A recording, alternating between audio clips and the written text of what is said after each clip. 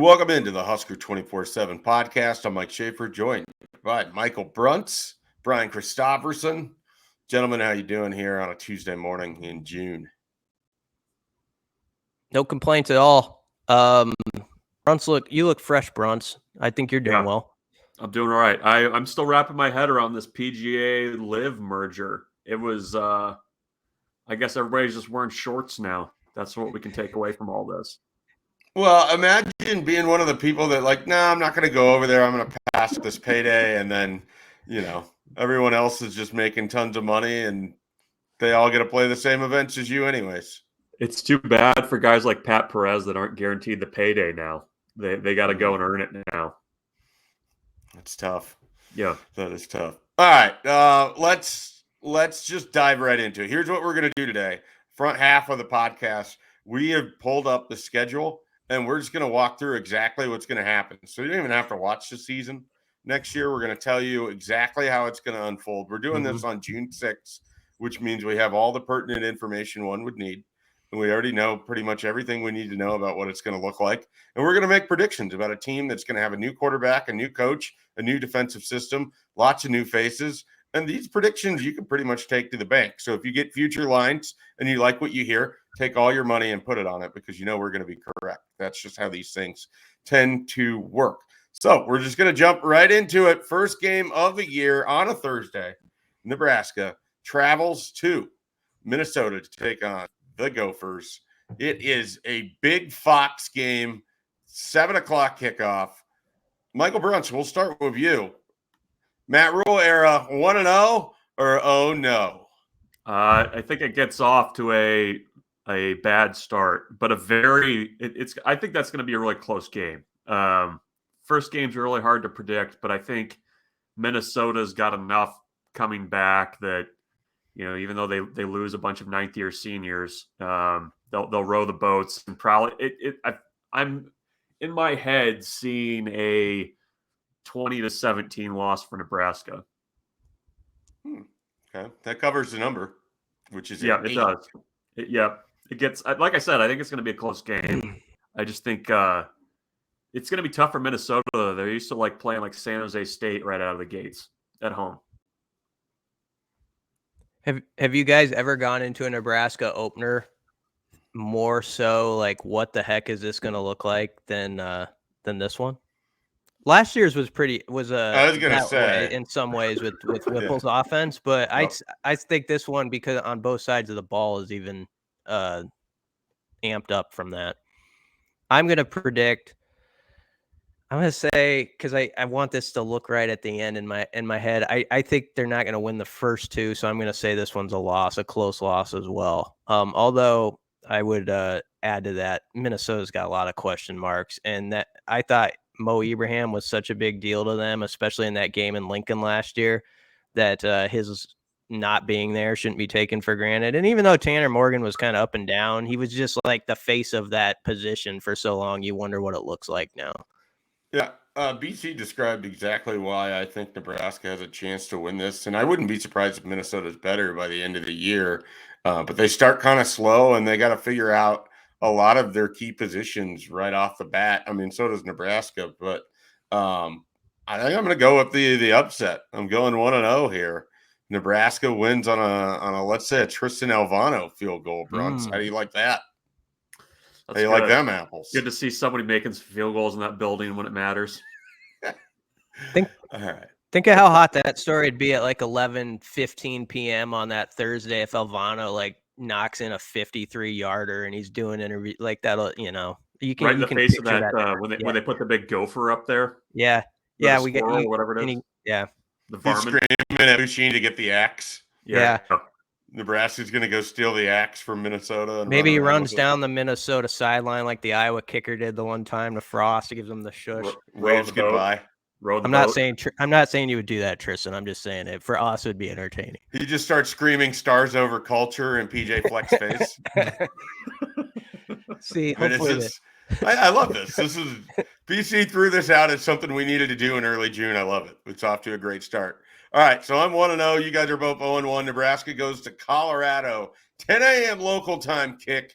Home game for Deion Sanders and the Colorado Buffaloes. Second straight away game for Nebraska. Michael Bruntz is 0-2. And what did you do? No, it's mimosas and big road wins. That's what it is. It's Nebraska's going to go on the road. They're going to beat Colorado. Colorado, lots of stars, lots of guys coming, lots of mercenaries coming in to play football. I think the stadium's half red. I think Nebraska comes out with a win and finishes off what they couldn't do in 2019. All right. Look at that. What do you got, BC? I'll challenge the Husker fans because I think Colorado is going to do a better job of keeping some Nebraska fans out than obviously the last time in the Frost era. But I think there'll be like 15,000 Nebraska fans. That's my prediction.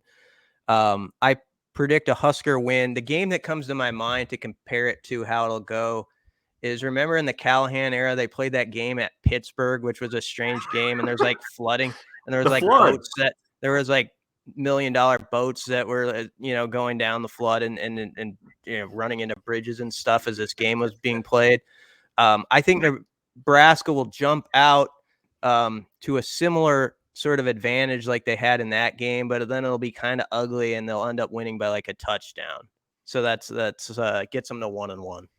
Yeah, I don't really know exactly how this game will play out. I like Nebraska to come out on top because of their depth, and I don't know exactly what Colorado will look like early on with 15 players currently on their campus. So we'll see on that one. But I've got Nebraska 2-0. You're both 1-1. Game 3, first home game of the Matt Rule era, at home I think it's under the lights. Yeah, under the lights, Northern Illinois.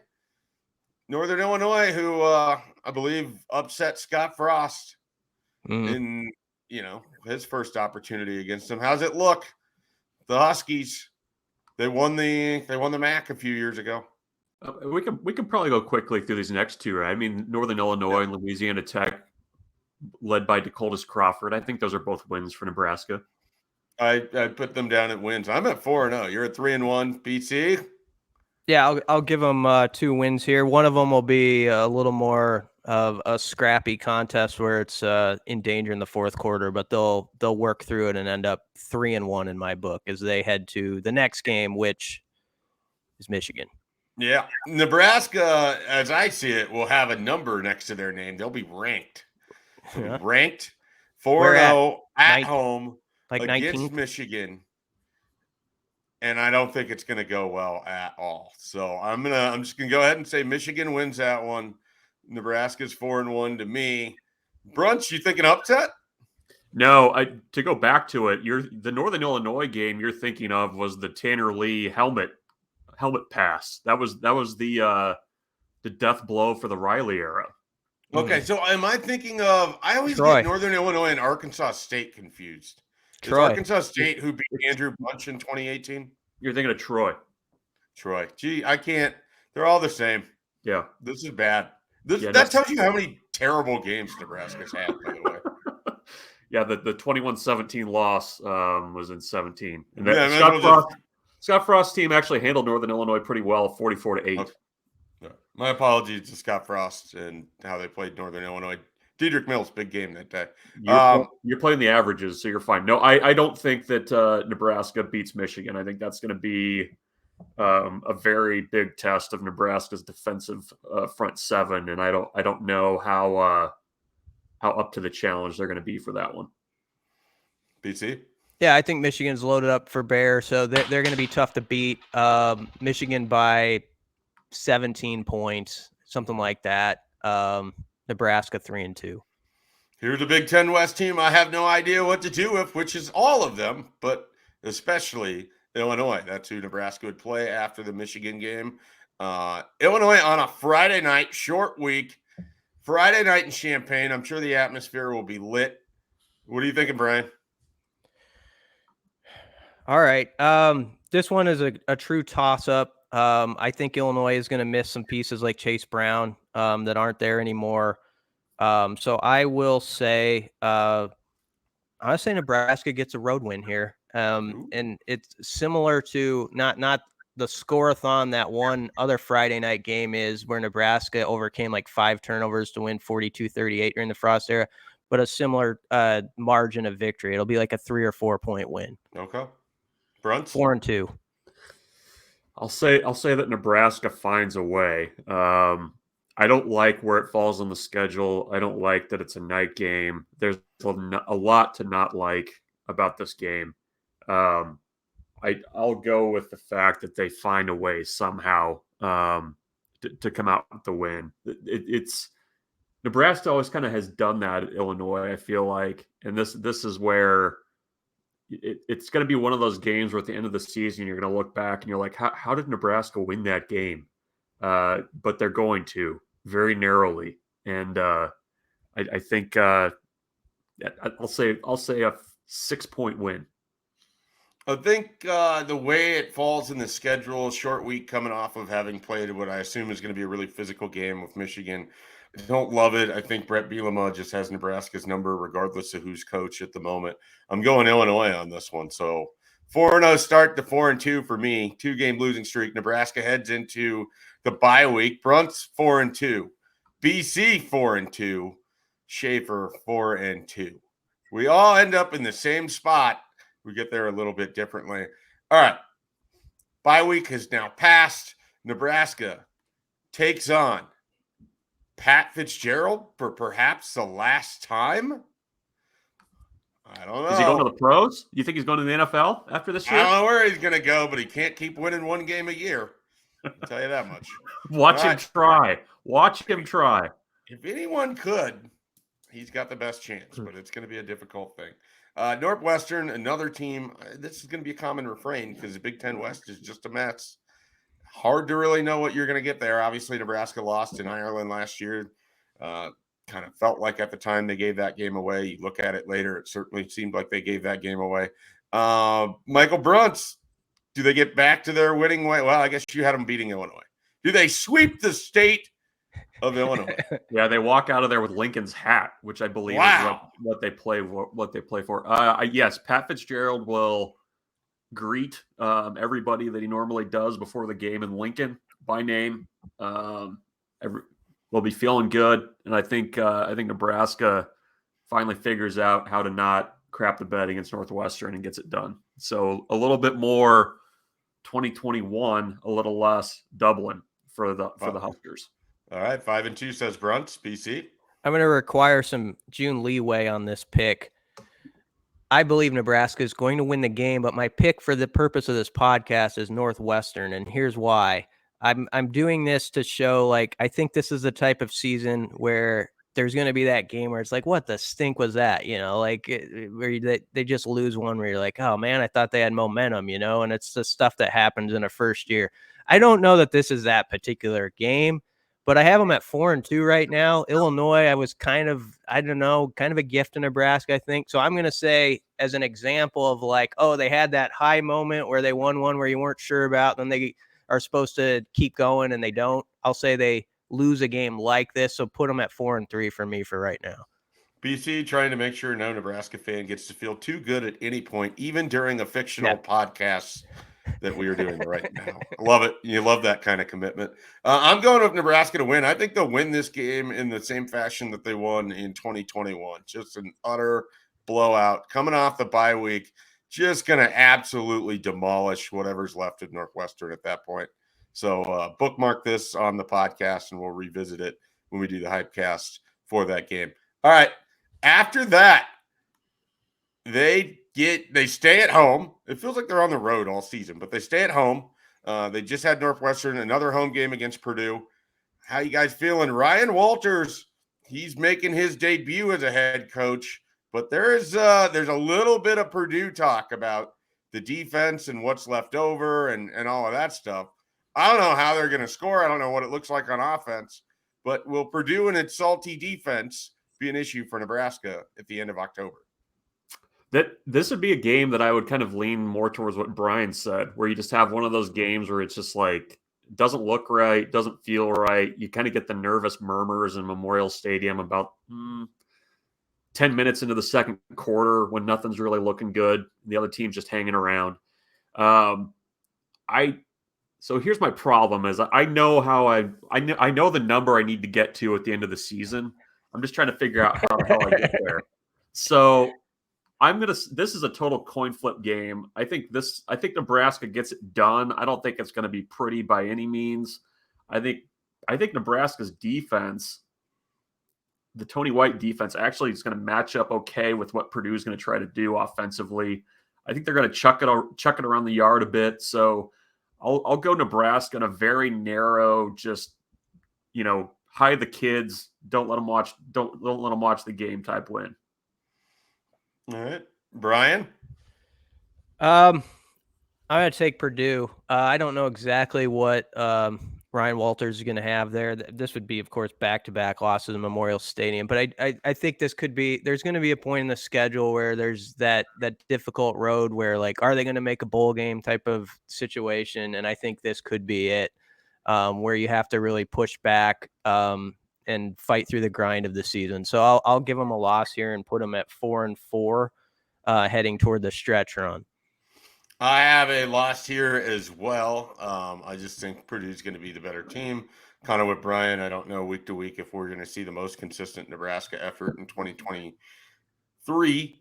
So I have them at a loss that puts it at 5-3 for me. I believe Bruntz is at 5-3, and BC's at 4-4. Bruntz isn't sure. He's got to do his math again. It seems like Bruntz has them at like 7-1 to me. Yeah, I don't know. It's tough to say. I've already got Nebraska booking tickets to Indy at this point. That's where I'm at. Yeah. It's going to get ugly here in a minute, though. It is now on to the month of November. 4 games left. Oh, Nebraska's going up to the woodshed, the scene of the most horrific special teams crime that we've ever seen. That's not even true. You have so many to choose from when it's Nebraska, but this one was particularly bad. Mel Tucker needs a good season, and it's kind of a mess up there for Michigan State. Can Nebraska get it done on the road in the state of Michigan? We're going to go with BC this time. Yes, and to bring it back to the PGA Live Talk, last time we were up there was also USA was in the Ryder Cup. I remember we were watching it, Schaefer and I, at a sports bar before the game, and USA just cleaned their clocks. I believe at Whistling Straits. But yes, Nebraska will win this game and kind of get past some of those demons from the last time. Brian Buschini will give us a storyline by having 3 pin jobs inside the 5-yard line, and Nebraska wins by 7 points. Okay. Bruntz? 3-point Nebraska loss in an ugly game. It's going to be cloudy. It's going to be mucky up there. And for some way, somehow, Michigan State's going to pull it out. Maybe a late turnover. So I think Nebraska does not find success in the woodshed.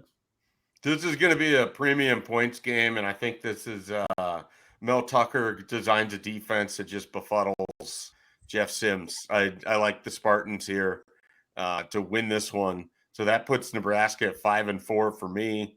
Bruntz has it at what? I don't know. We'll let Bruntz figure it out. BC, I think, is now 5-4 as well. I am 5-4. And people are feeling good now again after that road win. All right.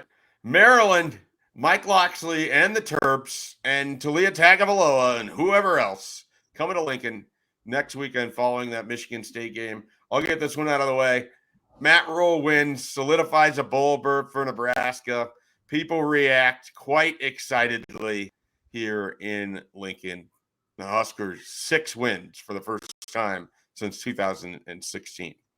BC. I didn't expect to work it this way when we started this, that Nebraska would struggle so much at home, but the way I'm playing it out, I'll give Maryland a win. Maryland's one of those teams where you always wonder about in the trenches. I think they're getting better there, but their skill guys are always scary. And I'll give Maryland a slight edge in a very entertaining game to put Nebraska at 5-5.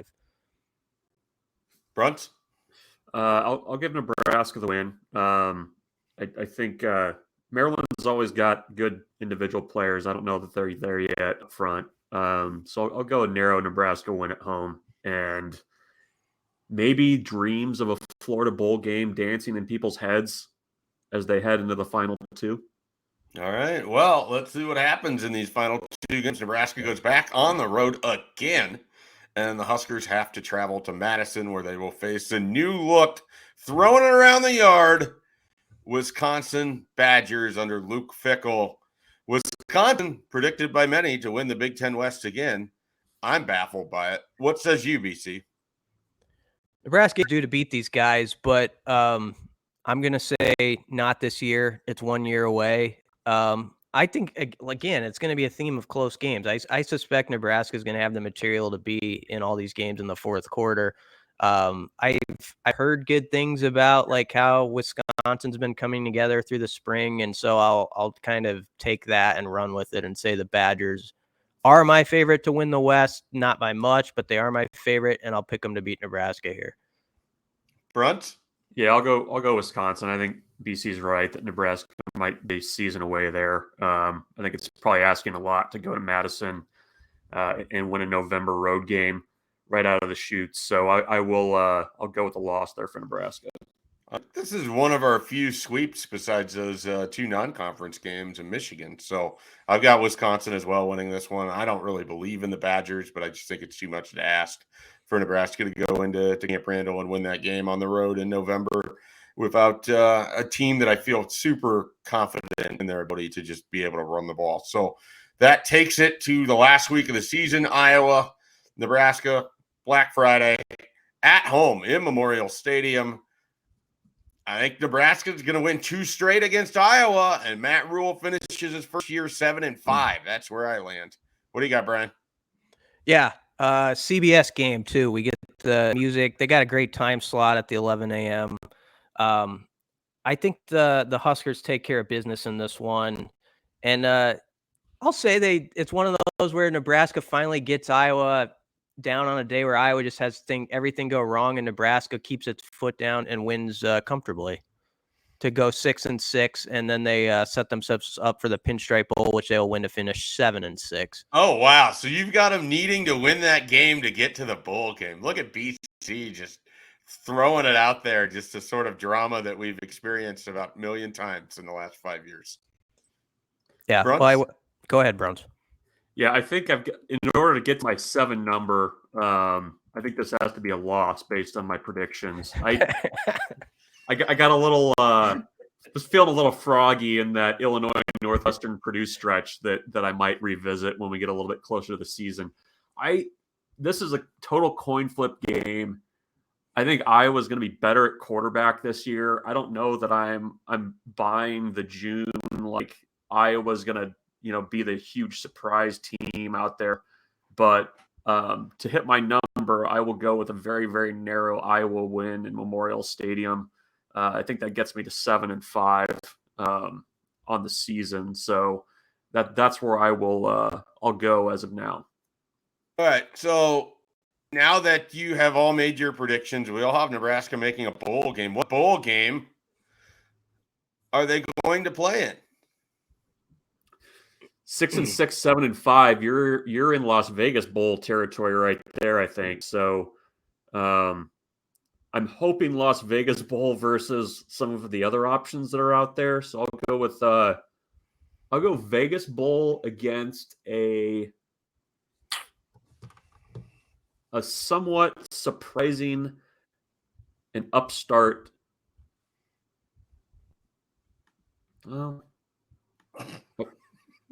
See, now I'm getting into who's coming out of the Pac-12. Give me Washington. They get Washington in the Vegas Bowl. Okay.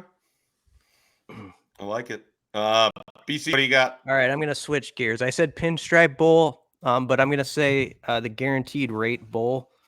Oh, come on. Is that what you were? What? I'm just stealing my bowl game over here. Oh, sorry. Well, I think it's a safe pick because it would be what a 6-6, 7-5 type team might get. And also, it's against the Big 12, and you know how these things work. That they'll find somebody that Nebraska sort of pairs with from the past that gives them that matchup. So, are you going to steal my matchup too? I'm going to say it's Kansas. Okay. I also have Guaranteed Rate Bowl, but I'm going to say it's Oklahoma State, and the Hmm. quarterback in that game is going to be Zane Flores. Oh, see, I didn't get it. You were able to keep your thunder. Yeah, thank you. I appreciate that. Matt Rule and Nebraska versus Zane Flores and Mike Gundy. Guaranteed Rate Bowl 2023. You know you want it. So that's how the season's going to go. You guys should still watch the games. We're still going to cover it. We're still going to act surprised. But we've already broken it all down. Looks like it's going to be a solid year for Nebraska. Anything you would like to add to this before we finally get to break, and then we have a very short segment coming up? You guys, that would be 2 seasons in a row for Oklahoma State in the Guaranteed Rate Bowl. I didn't even look to see if they played in it last It's a 9:15 kickoff locally too. They're going to get the Holiday Bowl treatment? Yeah, you're gonna or whatever it is that Nebraska was getting. Yeah, they got Wisconsin in the Guaranteed Rate Bowl last season. Okay. Well, now I feel less certain on it, but we'll see. We'll see how it goes. I almost went with TCU from going to the national championship game, having to play in the Guaranteed Rate Bowl the next year. I could see that. It felt like that's a real possibility. But all right, we're going to take a quick timeout here, and when we come back, we are going to hustle through very quickly Nebraska's big visit weekend and set a few things up for the rest of the week. All right, we will take that break right now. We're going to dive through this very, very fast. Nebraska had 9 official visits over the weekend. All of them went well. We were able to catch up with pretty much everybody. Mario Buford will be making an announcement on Thursday. He is committing. He released a top 7.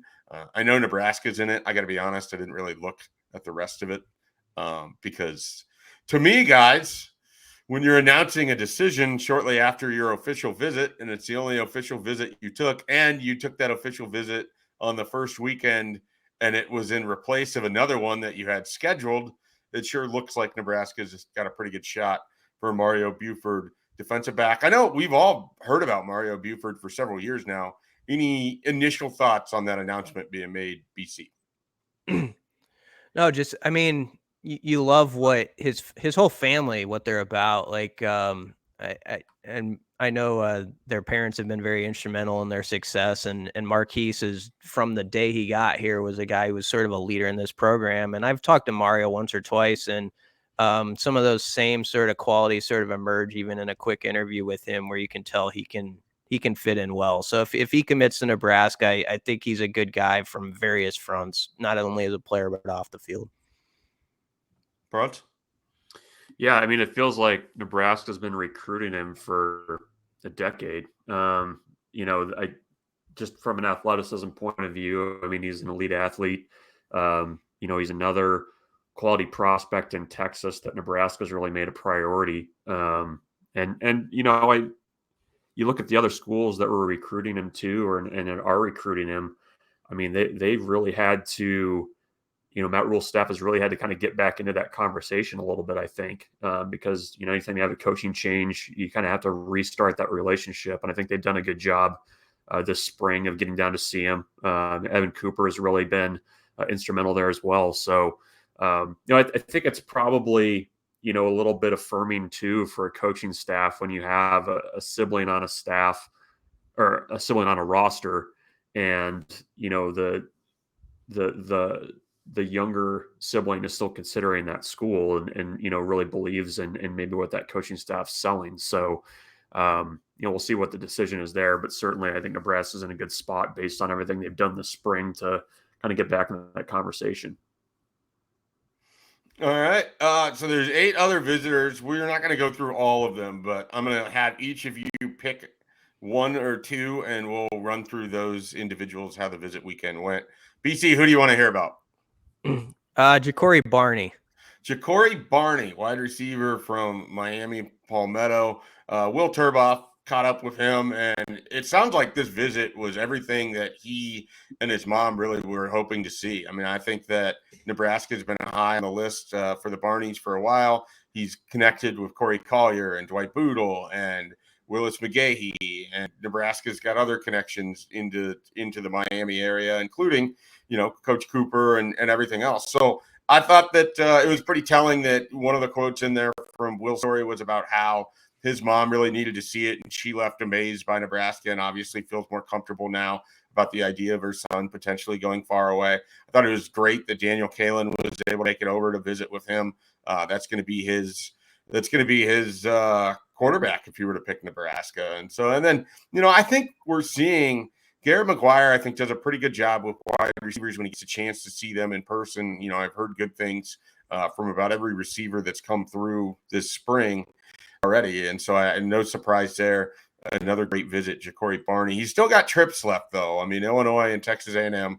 But I think Nebraska's really set a high bar, and I think it's going to be tough for anybody else to potentially, supersede that. But we'll see. It's recruiting for a reason.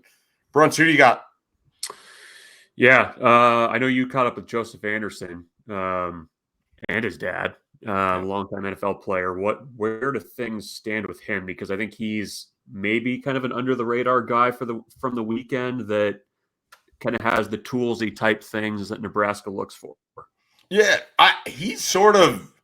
I'm kind of amazed it's as quiet as it is for him. I mean, he's got about everything that you look for in your edge players with that kind of height size combination. He hasn't played as much organized football, but he's a tremendous athlete, a triple jump champion. He's just an explosive guy off the edge. And then he comes from a family of football players. His dad played in the NFL. They had a really good visit. They liked Matt Rule a lot. His dad, I think, was super impressed by just, how personable everybody was and how, personable they made the visit. I mean, it wasn't like it was a cattle call. It wasn't like it was, you just got everyone's got name tags and they don't know who you are. So I think they like that a lot. Kansas and Iowa are involved here, but I think Nebraska is in a better spot than each of those schools, just based on what I've been hearing. The one school to watch out for, Missouri, if they decide to come through with an offer, that could flip things pretty quickly for him to be able to stay close to home. Obviously, St. Louis, the Bermuda Triangle of recruiting for Nebraska, but I think the Joseph Anderson visit went pretty well. I mean, he liked the players, he liked the staff. I know his dad seems super comfortable with the idea of Nebraska, and so I think it's just a matter of trying to skate by some of these other visits and seeing what Missouri does and keeping the pressure on too. They don't have a lot of edge guys like this that it feels like they're in a good spot for, so I think that's why he's so valuable in my mind. You guys got one more? Tell me about William Speedy Nettles.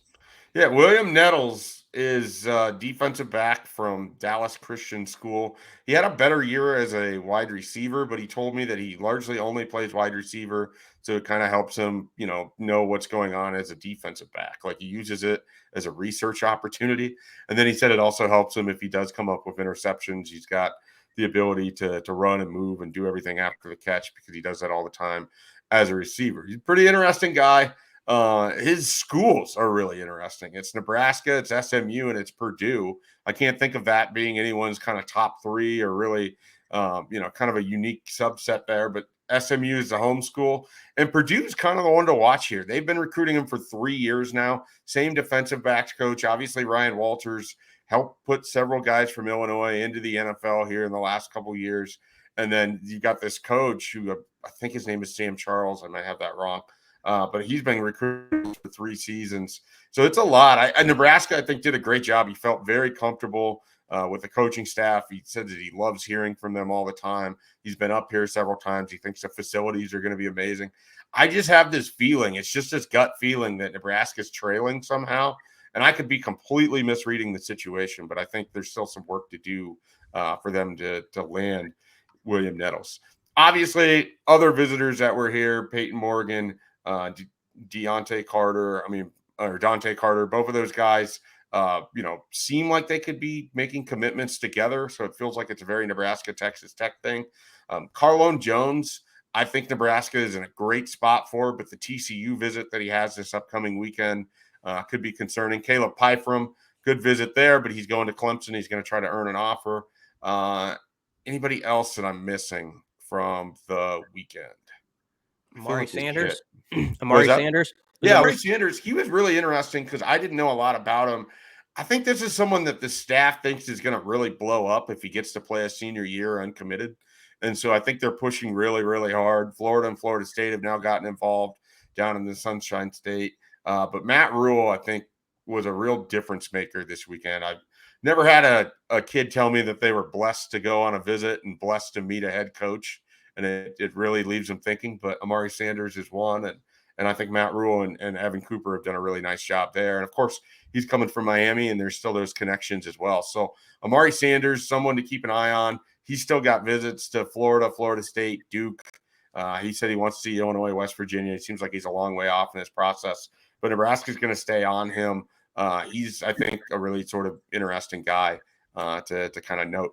Does not look like there's going to be an official visitor this weekend. Nebraska's doing a lot of camps out of the state, and then they're going to come back with their camp series over the weekend. And then it looks like Father's Day weekend or the weekend after, a lot more visitors to come, and then some midweek visitors next week as well. So plenty happening with recruiting, all that coverage, everything you can find, everything you need can be found at Husker247.com, where we'll have plenty on the camps, plenty on the offers. Nebraska made another in-state offer last night.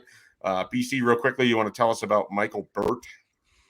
Yeah, Michael Burt, Omaha Creighton Prep, camped at Iowa on Sunday, and he went into that thinking, if I do what I think I'm capable of, I'm going to get an offer. And that triggers stuff because Iowa's ability with tight end recruiting and developing is, of course, respected. And so he gets the Iowa offer. He was on an unofficial to Minnesota. Minnesota offers, Nebraska offers, Illinois offers, 4 Big Ten offers in like 5 hours. Pretty cool situation. Iowa could be tough here. Early on, you just kind of read the tea leaves. He's going back there for an official this upcoming weekend. That's all that's on his calendar for now. And obviously Nebraska's got a lot of things in the air with different tight ends across the state. So that one probably has different angles to it, but it seems like Iowa did a really good job over the weekend. And he talked really, I would say of his quotes, that one stuck out when he talked about his experience there. Yep, absolutely. All right, gentlemen. Nice to see we predicted Nebraska's season. We'll see, how our predictions hold up when the actual season starts, but I think we did a great job. So congratulations to you. We'll attempt to get back together later this week for another podcast, and be sure to check out everything we got going on at Husker247. Great deal. If you're not a VIP member, Bruntz, tell the people what they could get, or the discount they could get right now with the deal we got going on at Husker247. Yeah, for a limited time, 60% off an annual subscription. You get your coverage locked in for the year at a great rate. Of course, after the promotional rate's done, you get access to a complimentary Paramount Plus subscription with the Husker 24/7 subscription as well. So hop on that now, limited time, and a good deal with a very busy June ahead. All right. That's everything we got for you today with Husker 24/7. We'll be back later this week with some more Husker 24/7 podcast content.